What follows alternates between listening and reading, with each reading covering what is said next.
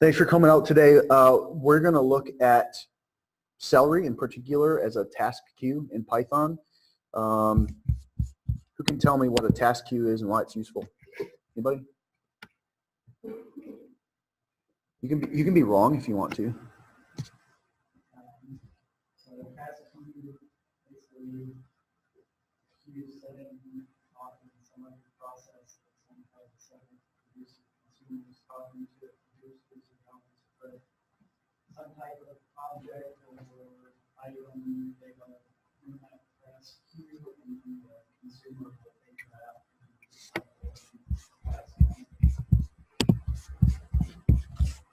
That's right. Let me pull up. Oh, you got to be kidding. I got rid of the link I wanted. Let's see here. It's on SlideShare. There we go.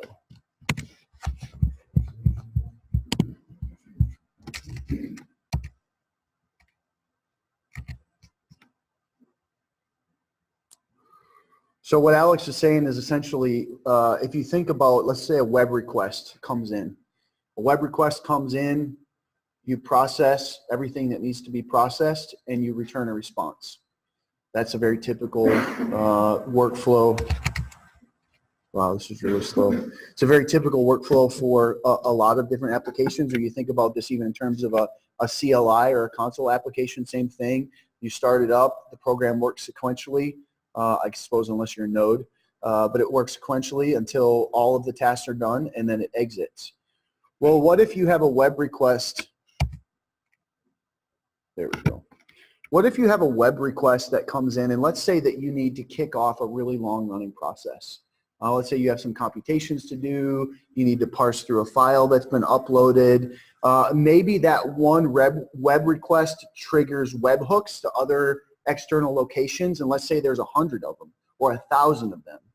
Does that initial webhook or does that initial incoming HTTP request wait for all 1,000 of those webhooks to all be sent before it can exit and return? So Celery and task queues in general give us the ability to offload work to other processes so that the process that we're currently operating in can return to a different job or can return to the person who called it sooner. There's a whole kind of world of asynchronous programming that we're just kind of tiptoeing in right now. There's things like RPC, remote procedure call. There's things like PubSub. There's things like, give me some other ones. You got eventlet, and you got G-event, and you got, I mean, there's tons of different ways to do this. You got async now built into Python itself in Python 3.4 or 3.5. And so there's just different ways of essentially putting work to the side while you do other stuff. And this is Celery and RabbitMQ and this task queue paradigm is just one of those ways. Celery does more than just is more than just a task queue. Task queue is kind of one of the things that it does. That's all we're going to talk about today. It has other kind of modes like RPC and PubSub, and so there are other things that Celery can do, but we're just not going to get into them because we could probably do a semester class on all the things Celery can do, all of its backends, and all of the kind of paradigms and when you would use them. So today we're just going to try to do what I hope is a gentle introduction, although you'll see that once we get into testing, it's not so gentle because there's a lot of stuff going on that you really got to start thinking about. So this design here that I've got up is in essence what we're going to be working on or what we're going to be working with. And so today we're not even going to get to result backend. We're going to kind of not worry about that so much. And instead what we're going to focus on is the fact that you have a front end, you have workers, and then you have this broker that's sitting in the middle and in essence being a message passer and a message queue. When this says front ends, this is not talking about web front ends. What it means is that you have a program that's putting work into the queue. On the back end, your workers are the processes that are taking work out of the queue and actually doing stuff with it. And we'll do examples of that here shortly.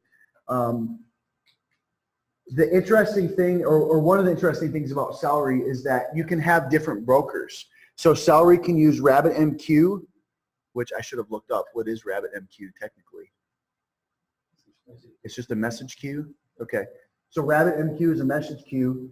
Redis is in-memory cache that people use for a lot of different things. MongoDB is a key value store. Some of the things that you don't see listed are SQL. You can use a database either through SQLalchemy or natively, I believe. You can use, what else have I seen? Maybe that's the bulk of it. So you have a lot of different options for what broker you pick. Unless you have reasons to do otherwise, it's probably good to start with RabbitMQ. It's pretty fast. It generally works, and it has resiliency. If RabbitMQ crashes, unless you've done something deliberately to turn that off, your messages will come back when RabbitMQ comes back. Unlike Redis by default, for instance, which if Redis crashes, all of those messages and all that work that you had queued up are just gone by default. And so sometimes you have workloads that it's really important to have that redundancy or have that resiliency in your message queue. So for instance, if I have a situation where I was going to be sending emails to people who've requested password resets, that might be something that's I could go either way with that, right? In some sense, if they don't get the email, they'll probably come back. In another sense, that's a pretty bad user experience for them. So I could maybe go either way depending upon what my performance needs of the application were. Can you think of something that you're pretty sure you would always want to complete? Document management? What are you thinking about there?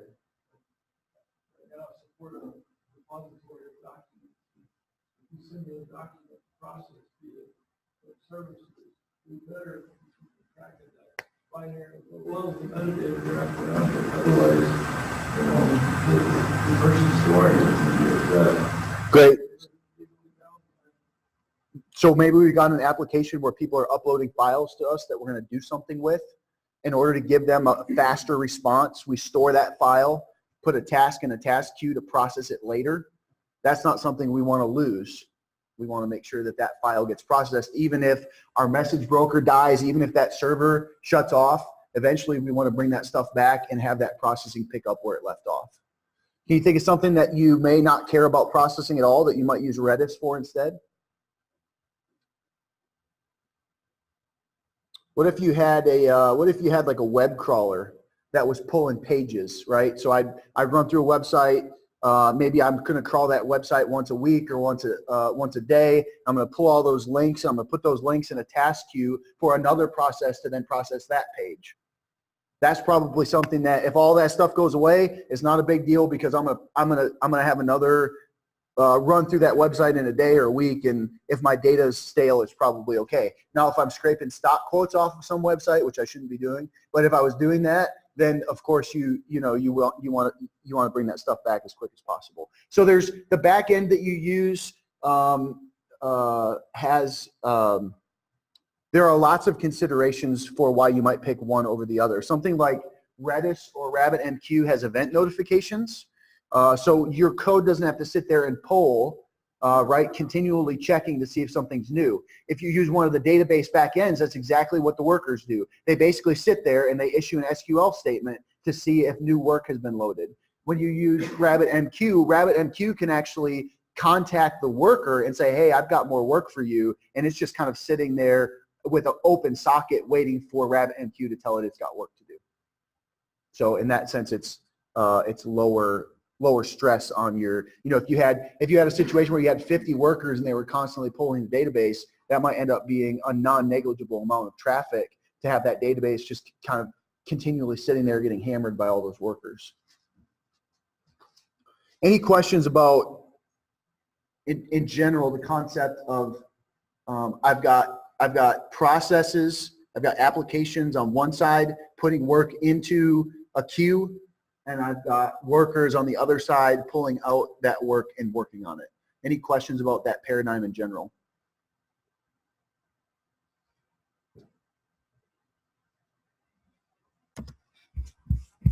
Okay.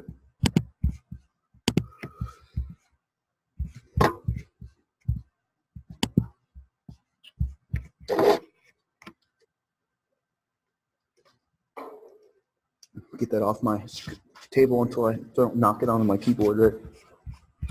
Okay, so the first thing that I want to do is I want to show you a very basic, really loud. I want to show you a very basic application.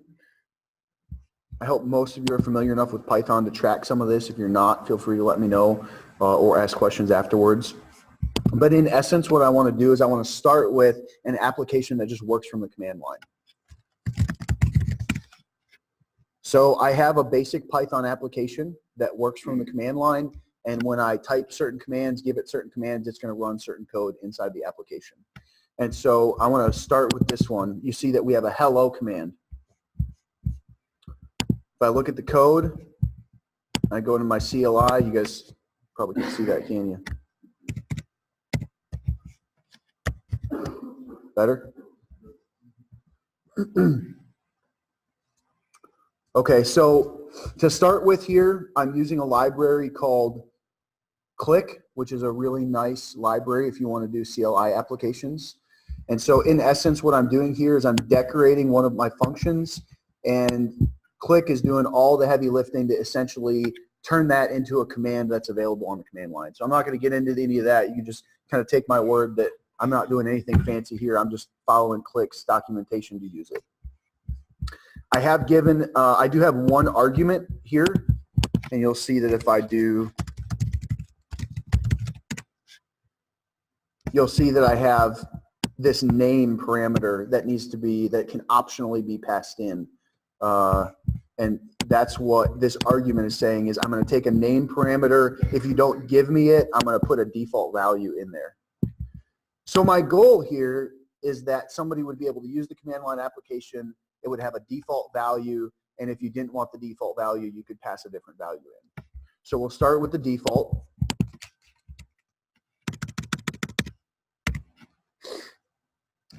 Hello, salary lovers, which is exactly what I wanted.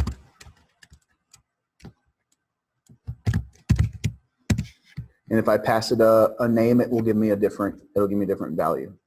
Does that make sense? Everybody comfortable with that? Anybody not comfortable with what we're doing on this part?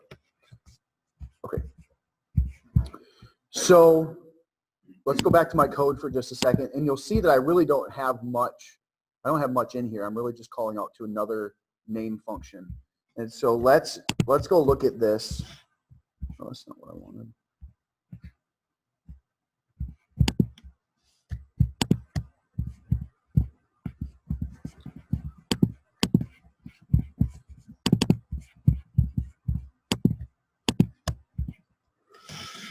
Okay, so this tasks file is part of, just so you can see where it is in the tree if you were following along. This code is all posted on, DerbyPy has a GitHub repository, and so there's a project in there called Snacking Celery. If you want to go in there and look at all this code, it's all out there. The test pass continuous integration server set up. So there's if you wanted to have kind of a nice little project to start with, there's a lot of good stuff in this to take a look at. But so I've got a really basic function here. I'm taking the name and I'm creating a string. There's nothing really fancy about it. Now technically, this function, this hello function, is actually a Celery task. And so this Celery task is something that could be run by a Celery worker if I set it up correctly. But the main thing that I wanted to show with this initial example is that because of how Celery works, you don't actually need a lot of that.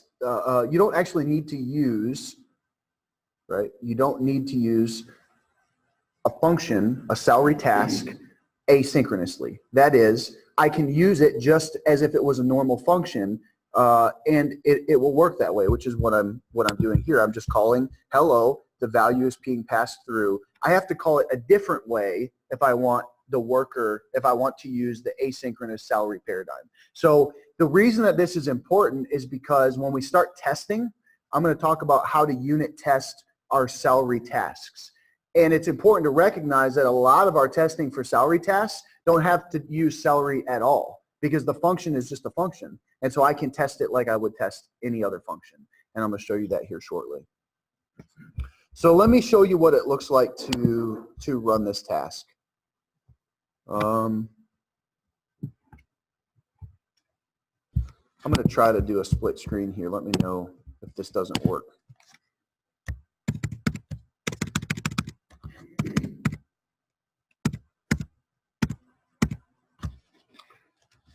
Okay, so one of the things to understand about RabbitMQ is that it creates queues. It creates named queues. And when you put items into the queue, you can see that queue increase in count. And you can know a message has just been added. So the first thing that we're going to do is I'm going to use a RabbitMQ command that comes along with the server, and I'm going to tell it to list the queues that are available on my local RabbitMQ installation. My password is all blanks, by the way. Okay, so I see RabbitMQ has 4 different queues. I've got the default queue, I've got a salary queue, I've got a test queue, and I've got a snacking queue, and they all have different. They all have, except for default, they've got some messages already in there. There's some messages sitting in that queue, and that's just from some of the stuff I was doing before I got here.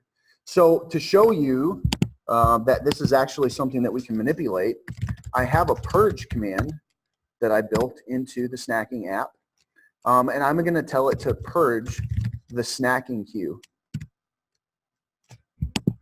And so now when I run the list queues, you'll see that snacking has now gone down to 0. And I could do the same thing for celery, tests. The reason that this is important is because as you're experimenting with this, you may run into a situation where as you're going back and forth and you're troubleshooting and you've got workers running and you've got workers stopped, maybe you're trying a command a bunch of times and you can't figure out why it doesn't work, and then you realize your workers aren't running, so you start your workers and all of a sudden they process 10 things, and you're like, where did all that come from? Well, where it came from was the initial commands that you were running were putting stuff into that queue, even though you didn't have workers taking stuff out of it. So as soon as you turned on those workers, you had a whole bunch of work sitting there, and those workers started to process it. So I want to show this to you by adding something to our snacking queue. So we have a command called hello tasks. Hello something. Hello task.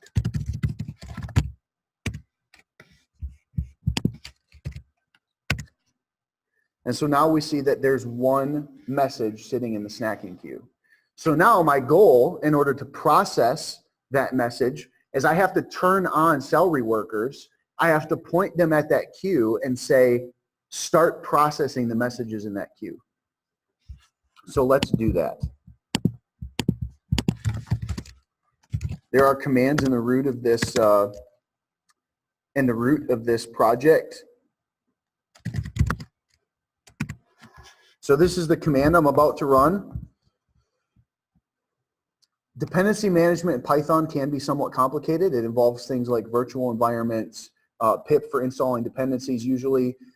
There's a new project called pip-end, which is trying to do kind of what NPM does for the Java in the Node world, which is it's trying to, in some sense, hide the concept of virtual environments and just give you a single command that will manage both how your project describes its dependencies and what's actually installed in a current virtual environment. And so I would recommend getting to know pip-end and understanding, reading its documentation and understanding where to use it. I've been starting to use it, and I've found it very helpful. So pip-env run is essentially how I get the dependencies that are specified in this project in a virtual environment. You'll notice up here that I don't have to use pipenv run because I've already used pipenv shell to get myself inside of a virtual environment. So right now, you'll notice that I ran snacking hello task earlier. If I run snacking hello task right now, it says snacking's not found. That's because I'm no longer inside of the Python virtual environment, which is where that snacking command was installed to. But if I want to get back to there, I just have to type pipenv shell. So now that creates a new shell. It gives me a new bash process. That bash process is running with the correct environment variables to drop me inside of a working virtual environment, which is now set up for this project according to the pipenv file, which contains all of the dependency specifications. So if I did pipenv, or I'm sorry, it's pip file, you'll see that I need click and Celery for this project to work. And if I'm working in a development environment, there's some more packages that I want. And pipenv is managing, getting those things, getting them installed into a created virtual environment, and then letting me use that from the command line. Okay, so enough about pipenv, but that's why this command is here. And I have it here because I want to be able to run, this Celery command outside of a virtual environment. I don't want to always have to be inside the shell or remember to run pipenv. So that's why I put the pipenv run inside of this shell command. So this is the command, and I'm going to execute that script, which is going to, in essence, just run this. So I could copy and paste this and just paste it on my prompt, and it would work. I'm just not going to do that.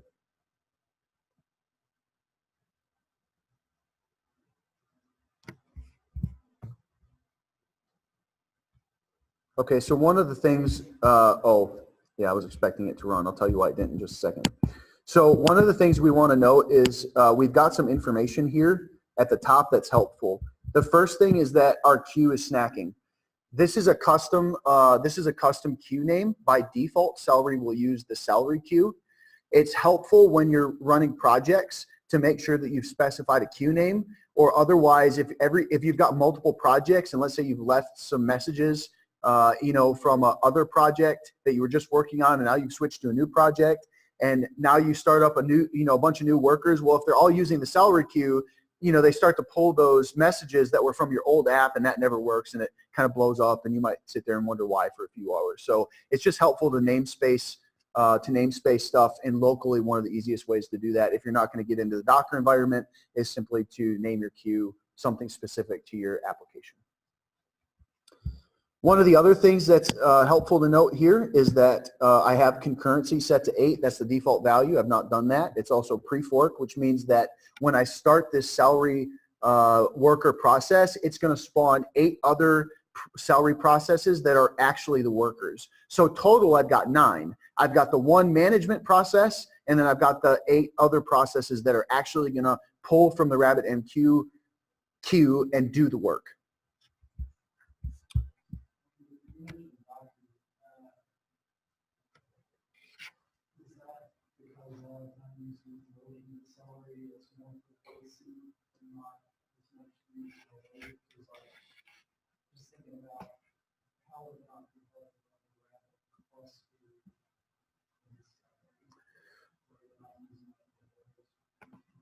Yeah, so some people like to do their development environment so that it's, in essence, it's all Docker. And so that way everybody who's working on the project has the exact same development environment. So I don't know, it's not necessarily tied to RabbitMQ or Celery. If you're going to use Docker, you don't really care because you'll have multiple RabbitMQ instances all running at the same time for your specific project, so it doesn't matter what your queue name is, maybe. Unless you've got multiple queues for an app, which is possible. So one of the things you might do is, let's say you had some really important things that needed to happen at a high priority.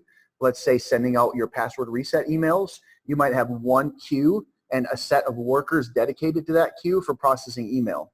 You might have image recognition that you're doing that needs really high CPU and takes 3.5 minutes per image processed. You might have a completely different queue, and even you could have a cluster of servers all pulling from that queue differently. And so there's a lot you can do in the Celery world, in the RabbitMQ world, to kind of separate your workloads based on queue. Celery also and RabbitMQ also support task priority. So even if you wanted to use the same queue, you have the ability to prioritize some tasks and make them float to the top. There's some caveats about that you should probably read about before you use it, because of how your workers do caching of messages, but that's a pretty advanced topic that I'll leave. So in some sense, it wasn't so much that Docker is good or bad. It was just that if you're using Docker, you may not care about what the name is because you're actually running multiple instances of RabbitMQ.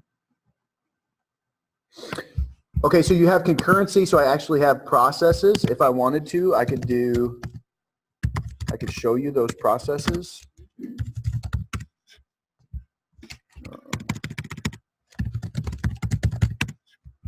And so you'll see I should have 1, 2, 3, 4, 5, 6, 7, 8, 9, 10. 10 is one of them because I grepped. And so one of these processes is my management process, and the other ones are workers waiting there to do the processing.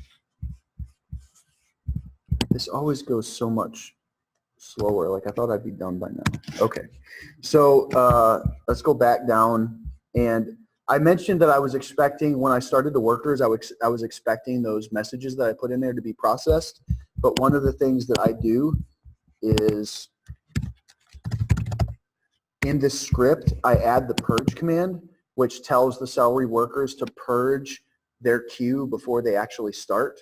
And I do that for the reason that I've told you, because I don't like hitting a process and having a bunch of old stuff come up, and I'm kind of like, okay, why did that do it? So if I didn't run this purge command, in fact, let's do that. Let me take purge out of there. We'll close this down. We will load our message in there. We will show that that message has now been added, snacking as 1, and then we will run our workers, and we should see a message. So notice when I run the task, I don't see the output in the process or on the screen where I loaded that message, right? Earlier when I just ran hello, I'm going to see the result in the process that ran that task. The whole point of using the message queue is to do that work somewhere else. And so what I did is I added a message to the queue, and I have another Python process that's part of this whole Celery paradigm that processed that message and ran that hello method with the parameter that we sent it. And so let me show you that I can send it a different parameter.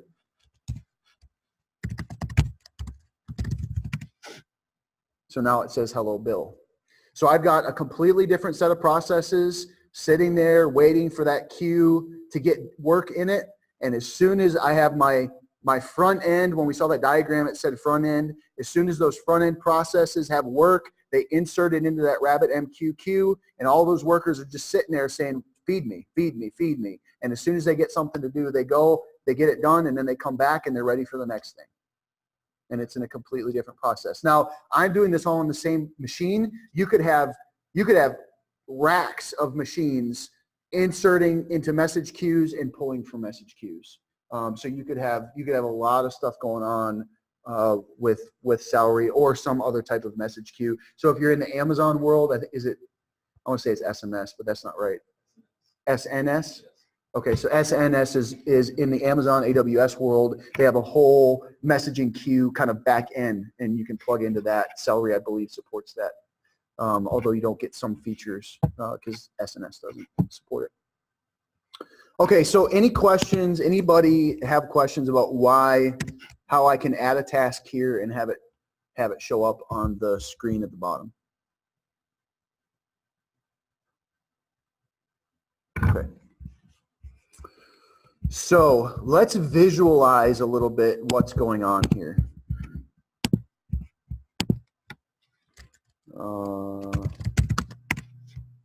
There is a tool called Flower that's been built to help you understand kind of what's going on in the task backend, because unlike when I run snacking hello, I get an exception, or I get the feedback immediately.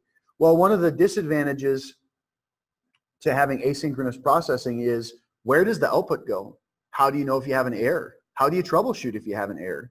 So there's different tools and there's different techniques for doing that. But one thing that's helpful is to get a sense of just what's going on, right? Like, what's going on with my Celery workers? What are they actually doing? Are they processing tasks? Are they not processing tasks? Excuse me. Are there errors? So it's easy right now because I just started there on the left-hand screen. I just started my Celery workers, right? It's easy for me if I get an error. In fact, let me do that. I'll show you an error. It's just error. So notice now I've got a stack trace in my output.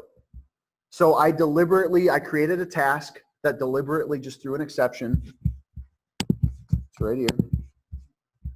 I just, as soon as that task called, it throws an error. And so the Celery process that processed that is not going to die because of the exception. If I was to call that code from my process synchronously, that process would abort. It would die. But Celery's not going to do that. It's going to catch the exception, it's going to report it, and then it's going to go on processing. Because if you had 10,000 things to process and you had 3 exceptions, you don't want all your workers dying because they're hitting errors. You want them to continue processing. But it would be helpful if I have 10,000 things processing to know what tasks are throwing errors. Well, if I had just started it up on my machine, I guess I could output that stuff to a file and kind of, keep track of it and look through it every once in a while. But one of the other things that we could do is use a tool called Flower to keep track of what's going on with those back-end processes. I'm sorry, what? Oh, those are decorators. So I won't go into what decorators are, but you can look those up and learn how to use them. It's in essence wrapping. What it does is it wraps that function in other functionality. Annotations, maybe? Okay. What did I say I was going to do? Oh, Flower.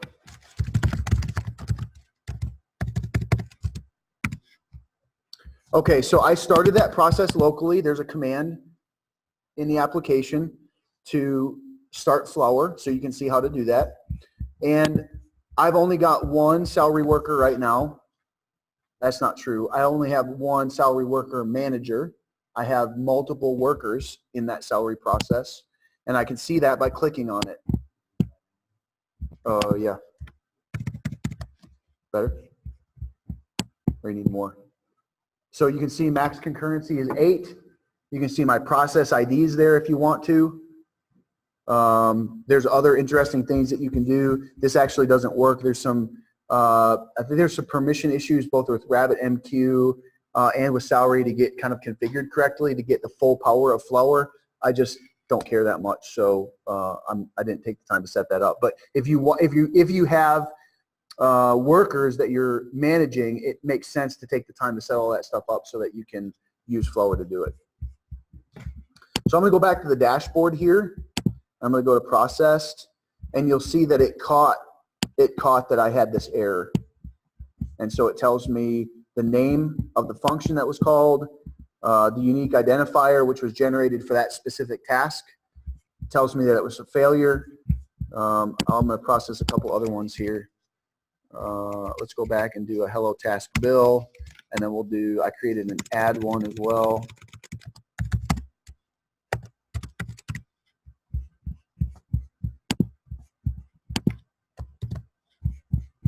That's nice. Okay, so we can see that those tasks got processed. We can see the output here, hello bill. What we can't see is the output from the add. Let's see, received task, task.add. So right here, there was the start, and this was the finish. And then you can see the return value here. So unlike, if you go look at my tasks, unlike the hello, which printed and showed up in Celery as output,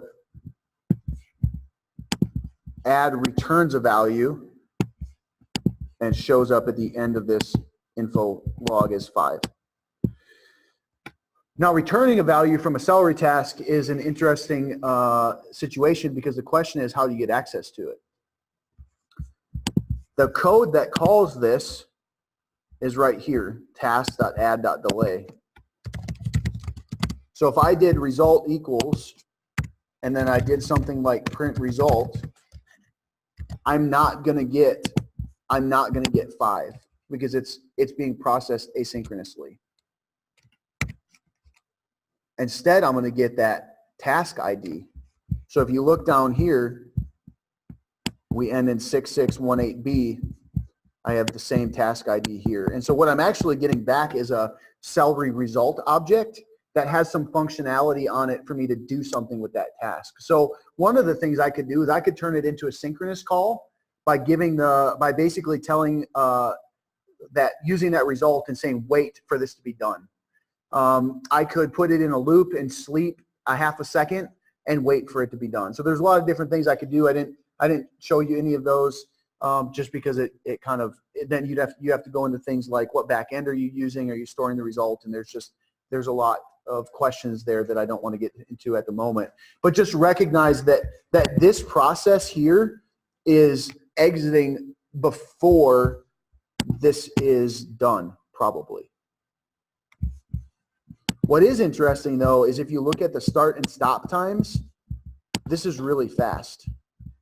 So these two processes both, they're processing within thousands of a second.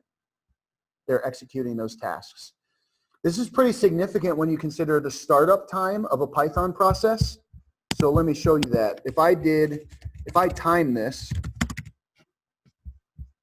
you'll see that the amount of time that this took was actually, 255 thousandths to run that Python process. So that a lot of that is all of that startup and shutdown and processing the CLI command. And so if you thought about a situation where you had really high need for speed and you still wanted to use Python, and you were in a situation where your process startup time was actually a big part of your delay, you could use something like Celery where the processes are always running and all it's going to do, all of your time is just whatever time it takes to run those commands. So it's really, really fast. Like you'd think sending something to RabbitMQ, having those workers sit there and wait would be slow. It's not. It's exceptionally fast to make that happen. Okay, so we have Flower doing the task. There's some other things here that you could look at that we're going to skip, but Flower is a nice tool. It's nice to know how to run it, especially when you're developing locally. If you were going to have, a cluster of Celery servers, you're going to have a little bit of work to kind of protect this from, authorization, but it's worth it if you've got a lot of stuff going on and just need to know what's happening. Yeah.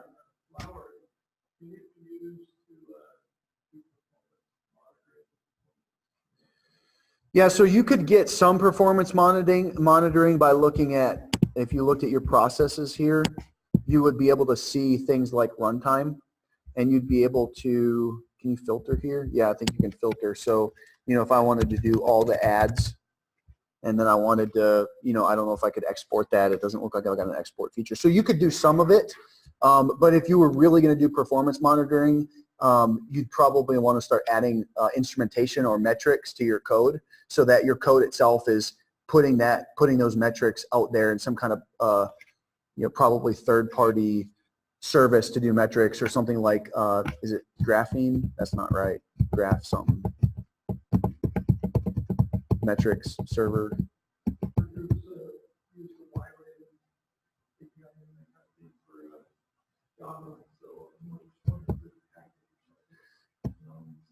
There are, but it's not going to be directly tied to Celery. Like you're just going to have to do kind of general Python performance stuff. And maybe there is some stuff specific to Celery, but I would guess that your metrics is going to be just more Python specific. One of the other things, if you're doing something like this, is Sentry error reporting. or some type of error reporting. And so one of the most difficult things about this is if you get exceptions, how do you know? You know, if I'm processing 1,000 emails a minute, how do I know if some of those failed? How do I know why they failed? Sentry allows you to basically monitor those exceptions and pushes them up to a situation like this where you can, you can see your exceptions and what applications have had exceptions, and you can dig in there and even get variable information. It saves the context that surrounds each of your stack traces. And so it's really helpful if you've got stuff running in production. I'd highly recommend getting Sentry or something like it to do your exception capturing and logging. Logging is another thing, log aggregation to things like Loggly or Logzio or some kind of elk stack, getting that data in logs so that when something breaks, you can go back and try to get a sense of what were the steps that took to get there, and you've actually got that data. So we're looking to correlate the front-end task with back-end paper.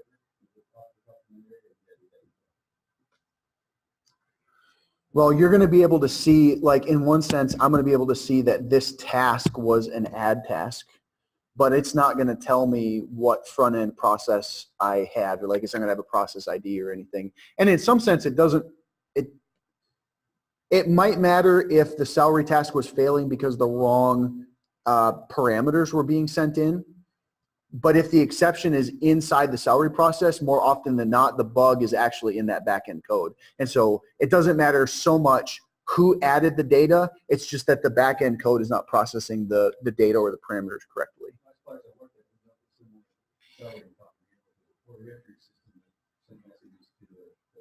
ERP system, but the big issue we had was, especially during development, was one team was going to send the message, the other guy to process it, and pound the two together to say you sent bad data or you didn't process it right. So it was really key to be able to tie the incoming task with the work or the process to figure out where the problem was. Was it you guys put the message in wrong, or did you guys process it wrong? Go to work. Yeah. So I don't think there's anything by default that you could do there necessarily, other than maybe start logging these task IDs. And if you were logging the task IDs, then you'd be able to do some type of correlation. The result backend stores the stack trace. Okay. Okay, so where was I in all that? So I was showing you Flower so that you could see the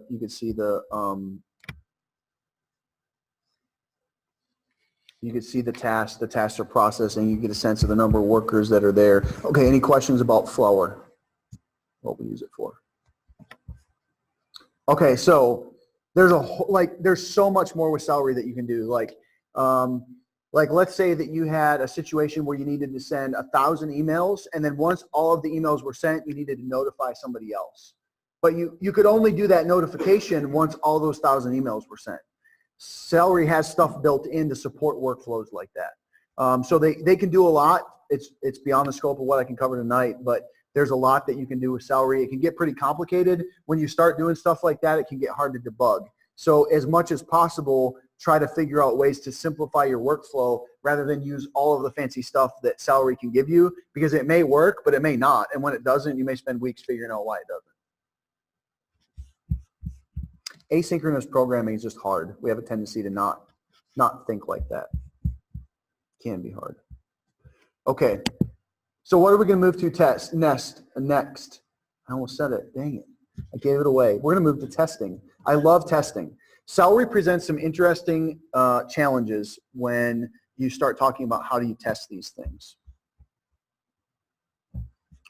So let's start with the CLI tests.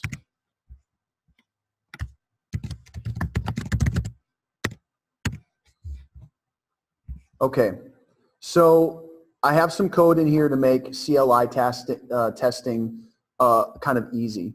And so if you remember earlier when we called hello from the command line, we got the default response, hello Celery lovers. And so I have some tooling here that makes, from inside the test, makes it easy to call the application just like I would be calling it from a command line. And then I can test the output.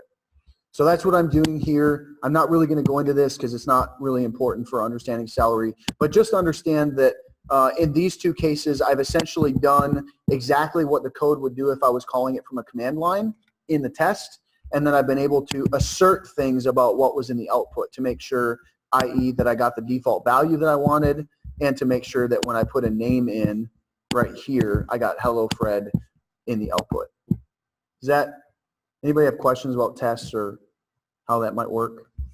So let me show you just what running those tests look like. So I'm going to change directory into my test directory, and I'm going to use PyTest, which I really, really like, and I'm going to tell it to test the CLI commands, and I have 4 that pass. If, for instance, somebody came along and they broke my function,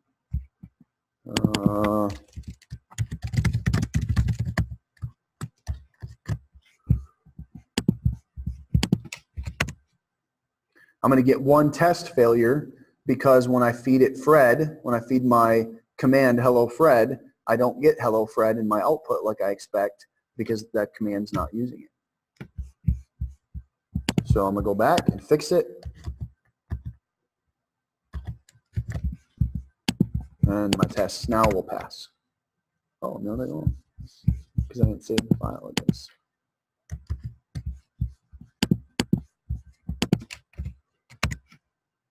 I love tests.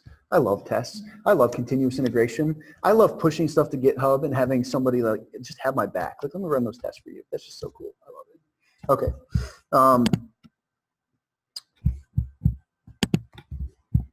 So that's fine when we're running things synchronously. What happens when we start to run things asynchronously?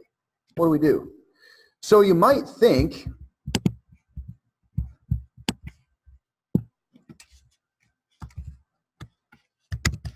I had to have the right test, otherwise my CI fails, and I don't like that. So I have to comment out the stuff that doesn't work.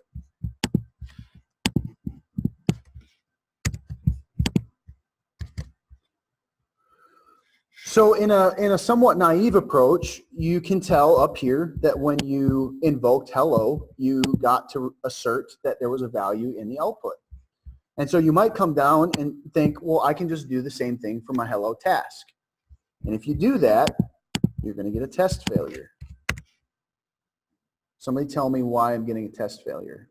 Why am I not getting anything in my output? Yeah, because it's, well, and actually at this point, it's not even outputting it anywhere. All it's doing is loading a message in the test queue. And so if we went and looked at, let's stop flower.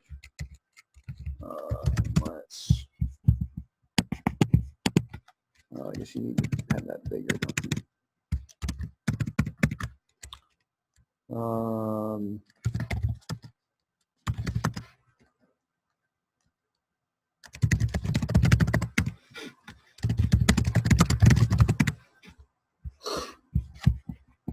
Okay, so notice now that I've got a message in this queue, and it's sitting there waiting for somebody to process it.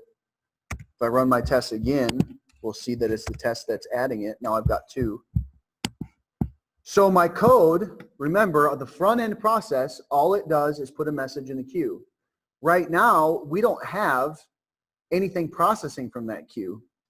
Why are these workers that are running here on this side, why are they not picking up those messages from the test and processing them? Different namespace. So I talked to you earlier about making sure that that you have different names for different applications. It's also important that your queue name that you use, so how you configure your application, the queue name that you use in development should probably not be the same one that you use when you're testing. Otherwise, what's going to happen is, let's see.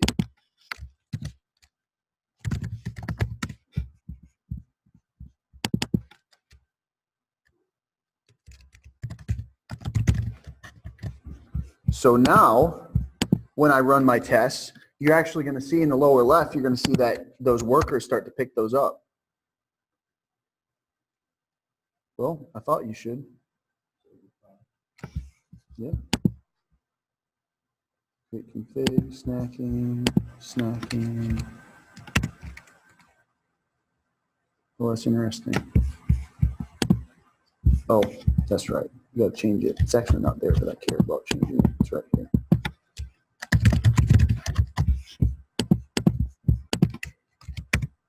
There we go. So now you've got workers pulling it off. Now let me tell you, when you start testing and you're running your tests and you got workers running and workers that are running for development purposes are starting to pull stuff out of your test queues. And when we move to what we're going to do later to actually test this stuff, all of a sudden stuff doesn't show up and you're not sure why. It's because you got some other tab open somewhere with a bunch of workers that keep pulling stuff out of your queue. That can be a really frustrating couple of hours to figure out why those tests aren't working the way that you expect them to. So it's really important to set up your application so that you can change the queue name for your tests. Well, at this point, you're testing Celery, you're not testing your. So right now, what I'm actually not testing. I'm not testing anything. My test is failing. Like it's failing because my test is assuming I'm going to get output in the current process, and in reality, that's not what's happening at all. Okay, so let's take a step back. Let's undo this before I forget and stand here and try to figure out why the tests aren't working. And let's see, we want to purge the test queue. I should actually have something set up to purge that test queue at the start of the test. I just didn't have time to do that. So now there should be no messages in the tests.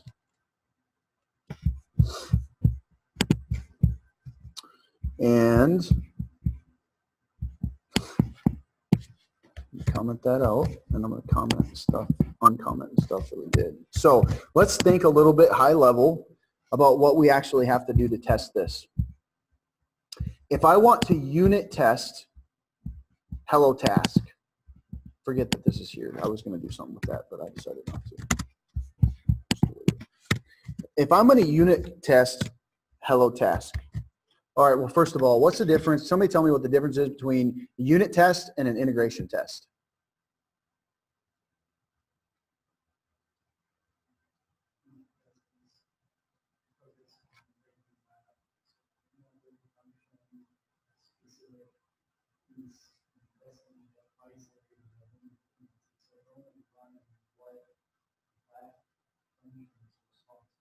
That's right. I'm trying to get as small and as narrow as possible in scope. And then an integration test could actually mean a lot of different things depending upon what context you're in. But it's essentially a scale. Integration tests are on the other end. I have more things involved in getting that test to run. And so in my unit test, really, all I want to make sure of for this hello task method when I test the CLI command is I want to make sure that hello task, when it's called, is feeding the name value, the name variable, correctly to hello.delay. That's all I really care about, right? I don't care if Celery works. I don't care if the hello task itself is programmed correctly. As far as the CLI command is concerned, its only job is to correctly hand off the parameter to a different, for our purposes, a different library function, and that's all I care about. I don't care about anything else. So in Python, this is really easy to do, if you consider it easy, with something called mocking. And so that's what I've done here. I'm not really going to get into mocking a whole lot because it can be kind of complicated. But in essence, what mocking is doing when I run this mock.patch, there's actually some code that's, because Python is, everything is an object, it's very dynamic. There's some code that's reaching into this module, because this module in Python is just, it's an object with some variables hanging off of it. And it's replacing, I'm patching CLI.tasks. So it's replacing that variable in that module object with a mock object, which is a really flexible object that does just about anything and will let me assert things about it later. So in essence, what I'm doing is I'm replacing the actual call to the Celery task with a call to an object that will just record what's going on, that I can make assertions about later in the test. So that's what I'm doing here. I mock out the task module. I call the function, or I call the CLI command hello task, and I assert that method, the module, the mock tasks object dot hello dot delay. So I'm basically just following the exact same object structure that the real task has. And then this assert called once with comes from the mock library. That's how I tie into the things that it's recorded.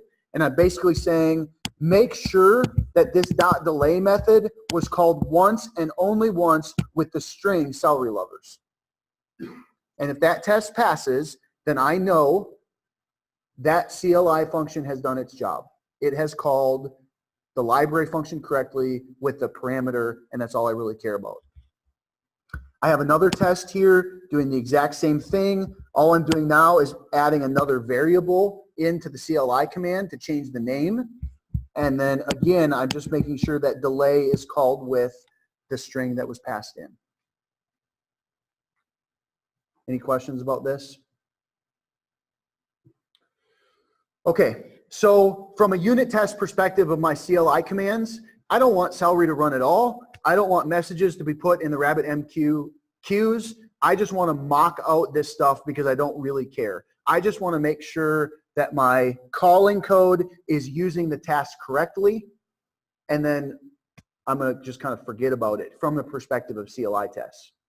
Okay, so if you were in a web context and I had an incoming webhook and that was going to trigger 100 other webhooks, all I have to do is make sure that when I call that webhook and it comes in, that it calls my Celery task correctly and exits. I don't worry about whether those 100 webhooks got created at that point. I'm going to assume, at least from the perspective of this test, from this unit test, I'm going to assume that the library, the Celery task library, is going to do its job and it will be tested elsewhere. Okay. So when I go back now to my tasks, I have a hello task. Now I want a test that tells me if this hello task is called with a name, that the print method is actually called correctly, because that's what it's its only job, right? Take the input, add it to a string, output it. So if I go to test Celery, I have to do a mock here because the print object is a built-in. I want to get a hold of that print. I want to swap it out with a mock object. I do that with this patch.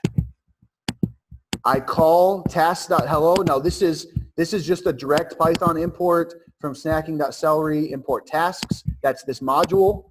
So when I have this hello method right here, there's no mocking going on here. It's this thing. And so all I'm going to do, I'm not even worrying at this stage that this is a Celery task. I don't care. I'm just treating it like a normal function. I just want to make sure that the function does its job. The fact that it gets wired into Celery is something I can test later. So get a hold of my print, assert that it was called once with hello foobar being the value that I passed in as a variable. Right there. Formatted in the string, make sure the string is formatted correctly, and I'm done. Same thing with the add function. Add, all I'm doing, I'm taking two values, I'm adding them together, and I'm returning that value. I don't need to mock anything here because I'm getting a return value, unlike the previous one, which had a side effect. This function is a pure function. I put input into it, I get something back, so I don't need to mock anything. There's no side effects. I give it 2 and 3. I make sure that the value that comes back to me is 5. Pretty straightforward. Same thing with error. I just want to make sure when I call this method that it raises an error. I use some helpers from PyTest to help me do that in a way that doesn't make the test fail. Okay, so these are my unit tests for my Celery tasks. These are my unit tests for my Celery tasks. I don't care that they're Celery tasks, at least these. All I care about is that they're functions and that they work correctly. And the fact that they're wired into Celery and can be called that way, I don't really care about right here in this set of tests. Any questions about that? Okay, so now we're going to get to something that's a little bit more fun. One of the things that Celery does, which is really helpful, is it gives you the ability to automatically retry tasks under given situations. One of the situations that's very helpful is when you encounter exceptions if you have a task that you want to retry. You can think about this. Webhooks would be great for this, right? I have a network failure. I might want to do an exponential backoff algorithm where, I try it initially every 0.2 seconds and then 0.4 seconds and 0.8 seconds and then, whatever, and an exponential back off up to 5 minutes, right? So that gives, if I'm trying to send a webhook to somebody, that gives them time for their stuff to square away, their network to stabilize, internet congestion to go away, and I'm still trying to get that webhook to them until it just times out.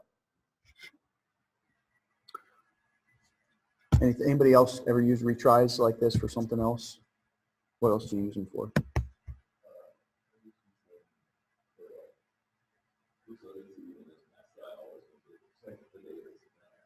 Okay, just keep trying. Yep. I have one where we're sending stuff to Salesforce and they have limits on how many APIs or how big data can be. And so I have one where I basically will retry the task and continue chunking my data until I'm done. And so I use retries for that. It's nice that way. If it fails because there's more data or it fails because the API crapped out on me going to Salesforce, it doesn't really matter. I can just keep retrying. I don't really care why I'm retrying. I'm just going to retry until it's done, or I've hit the retry limit, and I want to stop processing. Okay, so let me show you what the retry looks like. So let's talk about what it does. So the first thing that I do is I assert that a random integer between 1 and 10 is 5. I'm deliberately doing that because I want most failures, but within a certain reasonable time limit, I want it to succeed. So I'm instructing Celery to wait 0.25 seconds between retries, and I'm telling it to do 250 retries. I suppose it's possible that we would get all the way to 50 and Celery would actually error out, but it's just highly improbable. And so this is a decent way to test this. When that assertion error happens, I log it, I print it, and then I call self.retry, which actually raises an exception.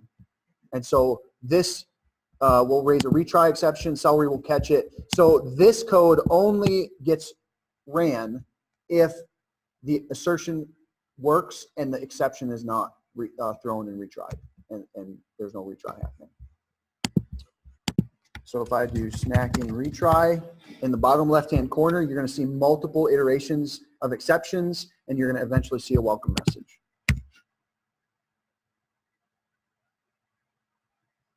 There we go. So we only tried 3 times that time.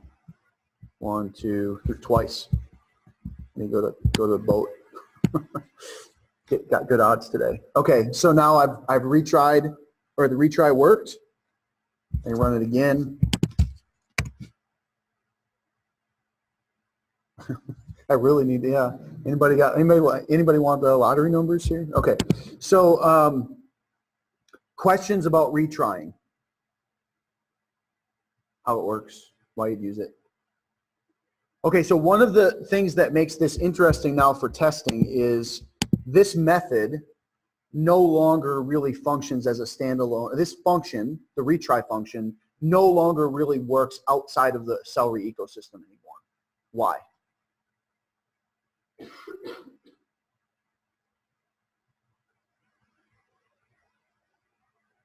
Because it needs the retry stuff to work. And even this whole self thing, I'm not even sure that thing's going to be there if you don't call it. I guess it would be there. Self would be there. It would just be a detached Celery task. So how do we test this? Now you could test the happy path here. You couldn't with this. But sometimes, let's say you were doing an API call. You could set up your mocking of your API call so that it always passes, and you can test the happy path. But it's going to be really hard to do the retry, to test the retry. How do you guys do you test your retries? You don't test your retries. We didn't test our retries for a long time because it's hard.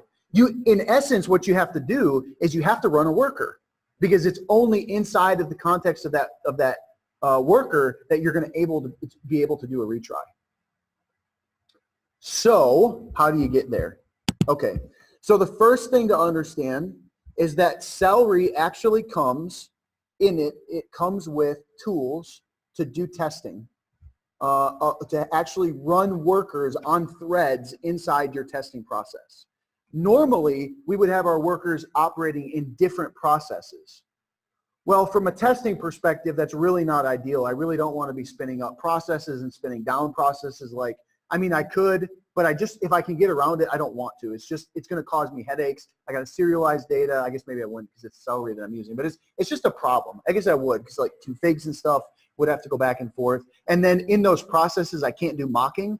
I can't do mocks because it's a completely different process space. I can't get a hold of that object. And so what I really want is inside of my process space, I want a little worker running on a thread that's going to do the processing from that queue and return. Thankfully, Celery has that all built in, and they have it built into PyTest fixtures. A PyTest fixture is a way to, in essence, set things up really easily for your tests if you're using PyTest as a runner. So they have something called a Celery session worker, which starts a Celery worker on its own thread, and it will sit there and poll the, well, I guess it won't poll, but it will connect to the RabbitMQ broker that you configure, and it will run any tasks that are ready to be run. And so this gives us a nice way to start a worker and have it run our tasks that we're submitting. There's actually two. You have Celery worker and Celery session worker. Celery session worker will start up once and it will stay around for all tests. Celery worker will start up and shut down for every test. So just depending upon what you want to use there. Now we've got another problem though. And that problem is what? What if don't pay attention to this stuff right here. If I'm submitting something asynchronously, let's do this. Okay, so this might make sense to me. I've got a task. I'm doing a retry on it. I've got a worker. It's working. I'm going to call the delay, which puts the message in the queue. I'm going to trust that Celery and PyTest have a worker that's running and it's going to pull from that queue. So I should be able to just wait and get this retry worked command when my retry is done. So let's try that.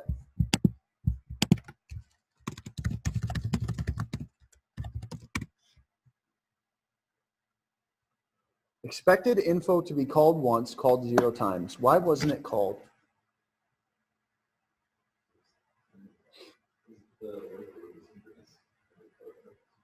That's right. My worker was asynchronous and my code kept executing. So in essence, what's happening is I'm not waiting long enough to do this. I'm not waiting long enough to do this. That retry, now sometimes this might actually work. You could actually have a whole bunch of tests that actually work this way, and it works because it just so happens that your worker is actually processing them before your test is making the assertion. I guarantee you that that's a great way to have random test failures and you're not sure why they're failing. So we could, if we wanted to, we could have somewhat, don't do this. I'm just doing it for the sake of argument. So we could do this. We could just kind of wait and see if that works.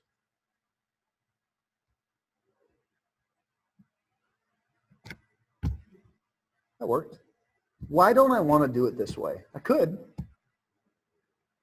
It may not work every time, or if I deliberately make my times really, really long, now I've got something that possibly could complete in 0.2 of a second, and now I'm waiting 4, 10, 20 seconds, and my tests now go from running in 5 seconds to 8 hours, and that just really sucks. So what could we do? What could we do here? Thinking about this problem, what could we do to solve this?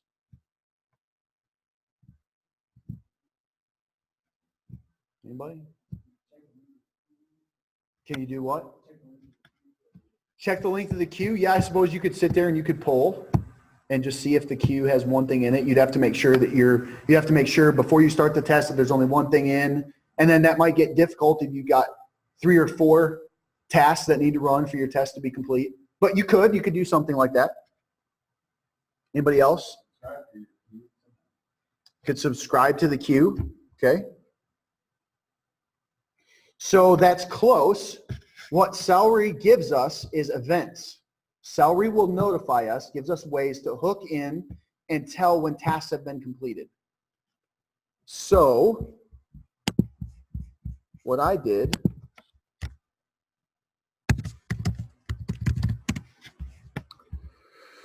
is, well, I guess I gotta, so in essence, what I wanted to do is I wanted to hook into every time a task was completed, and I wanted to somehow store that kind of at a global level, and then give me the ability to have something sitting there and looping and essentially waiting for that value to come in. And so to set this up, the first thing that you have to do, this conf test file is specifically for PyTest. It's basically where all PyTest will get its configuration information. Excuse me. The Celery PyTest fixtures use this Celery config. So this is, if you just put this in any old conf test, this wouldn't work. It would only work if you had Celery installed and you were using one of the Celery fixtures to get a Celery worker. So I'm configuring Celery, and you'll notice I'm saying task annotations are basically ways to decorate tasks. And one of those annotations that you can use, the star means every task. The type of annotation is after return, so after the task finishes or it returns, I want you to call Celery testing after return handler. So Celery testing after return handler is just a function that gets all of the values. So this is stuff that when Celery calls that event, this is the stuff that's going to be passed through.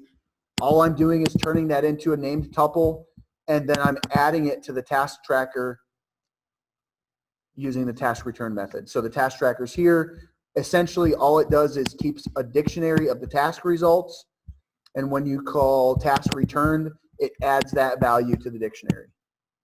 So nothing really fancy going on here. I mean, the fancy stuff is that it's kind of happening asynchronously. This task tracker is just a global. It'd be nice to not have a global, not have side effects. I don't know how to do it in this instance, and I don't care enough about pure functional programming to make it figure out how to do it. So I've got a global. Task tracker acts as that.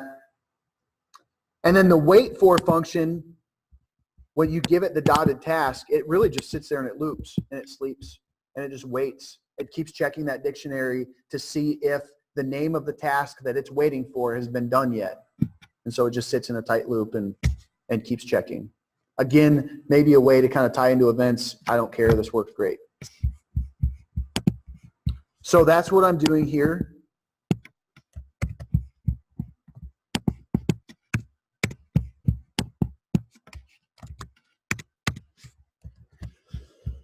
I use the task tracker. Note that I do call, this is this setup will be called before every, the part of PyTest is that setup method will be called before every,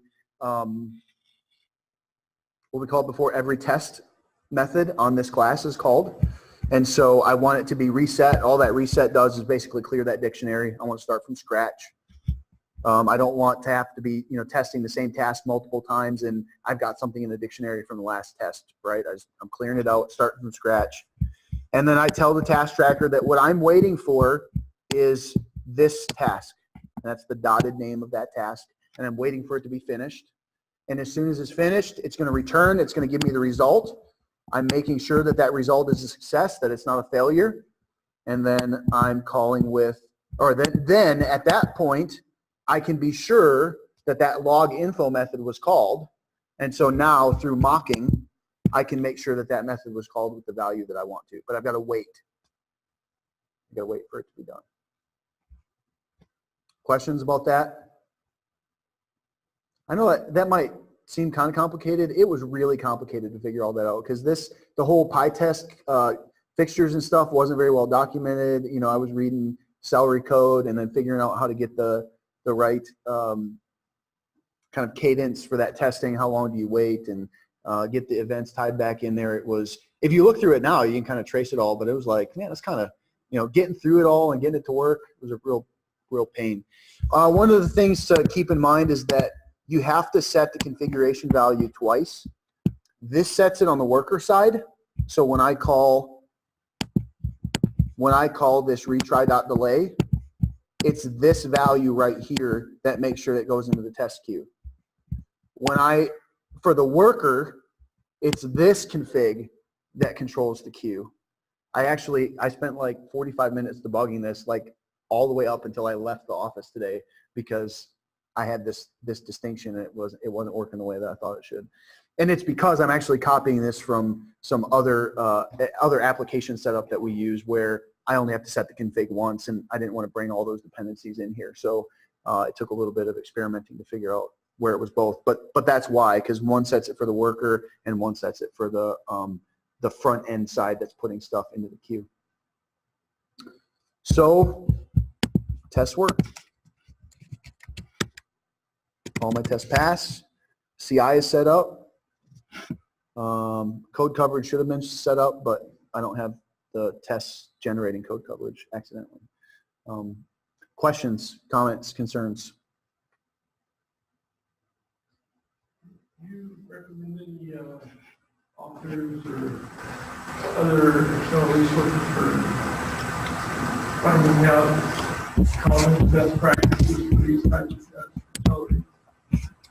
I don't know anybody. I've kind of come up with the whole testing thing on my own. I think a lot of people punt on testing when it comes to Celery. I mean, you get the unit tests, and you can get you can mock out the callers to make sure they're calling correctly.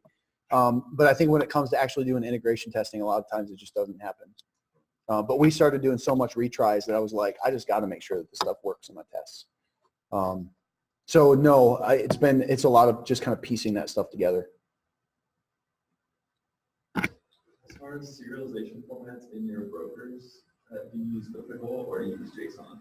What is the pickle format? Yeah, so I think Celery actually switched the default from pickle to JSON in version 4, and so I remember I used to specify it, and now I don't. So I think it's just JSON.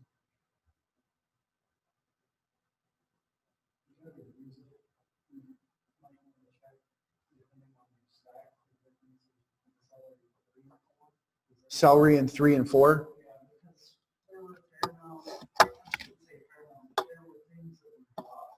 Mm-hmm.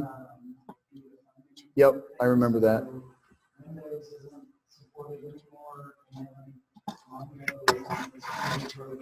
Okay. Is really Windows isn't supported anymore? I didn't know that. Okay. Yeah, I mean, like the change log for it, they new features Microsoft Windows is no longer supported. The test is passing, and it seems to be working, but they may not. Okay.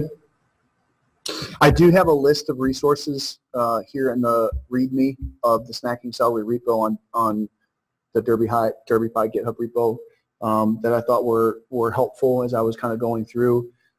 If you'd like to look at those. Any other questions, comments? So in a nutshell, what Celery did let you just decorate a normal method. Yeah, I mean that's the nice. Applied and created the backend worker for the methods that you decorated in the front end piece. So Celery doesn't close down on the front end. Looks at the front end code. Well, Decorations to figure out what the worker does and then subscribe to it.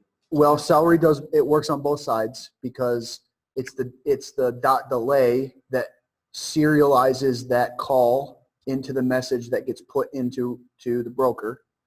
And it also runs on the back end, and that's how it knows how to take that message and deserialize it and ultimately set up the environment and call the right function. Again, you just decorate the function. Yep. Now, if you wanted to really dig into the details, I have a link here to the RabbitMQ tutorials. And so the RabbitMQ tutorials have like 6 different levels here. The RPC, different topics, routing, publish, subscribe, work queues, which is what we did in the simple hello world. And they have Python versions of those. So you could actually just start to kind of build your own queue, and that would give you a good understanding of what Celery is doing under the hood with RabbitMQ, and it would also give you a good understanding of why you'd rather not write all that stuff yourself, right? Celery really is doing a lot, and I think they probably are significantly underfunded. I think they probably end up just like a lot of open source software is, that it's just hard to get funding to do stuff like that, even though a lot of places use them. Yes, there are. And in fact, I gave you a list on the README. Yep. A lot of them have different limitations. A lot of them were Redis only, which I thought was interesting because to me, I like the guarantee of the that RabbitMQ provides for consistency in your queues or recovery of your queues. But this dramatic one actually seems really, really good, but they have an Afro GPL, which means license, which means if you include it in your code, you have to publish all of your source code, even for something like a website or, you know, software as a service company. So you do not include that in your code or you could get fired big time. Did you have a question? So I recommended logging or exceptions. Exceptions was Sentry. Logging was, I mentioned Loggly and Logzio. Logzio is a paid Elk stack. You can set up your own Elk stack if you wanted to. If you Google Elk stack, so Elasticsearch, Logstash, and Kibana. I've actually done a whole bunch of stuff with logging lately, and I really wanted to use alerting based on logs, like heartbeat alerts, like if I don't receive the log message in 5 minutes alert. And I found that none of those providers can do that because they all have very high ingress delays at times when they get hammered. And so your heartbeat alerts just have constant false positives. So, but if you're just looking to aggregate logs, I actually like the Elk stack better. I think they have the nicest UI. Logzio for what we're doing has worked great, except for the alerting, but nobody else did alerting well. So, anything else? For the test that you have, waiting for the response to come back. Yeah. You have multiple tests, that blocking for each test, waiting for that response. It is. Yep. But it's really fast. I mean, it's almost, it's just a hair slower than however long it takes to actually run the code. Because RabbitMQ is fast and that thread sitting there is getting, you know, while this is blocking every time you hit that sleep, it's, you know, it's switching over to that thread. So it's really quick. I do think there's some setup time for kind of running through all the Celery machinery. So if you watch your tests and you start hitting your Celery integration tests, they'll start, you know, the dots will come a lot slower, but I mean, that's why I do as much testing as I can at the unit level. And then I only add integration tests where needed. Anything else? Okay. Thanks for coming. If you have more questions, feel free to come up and we can chat. I'll be around for a little bit longer.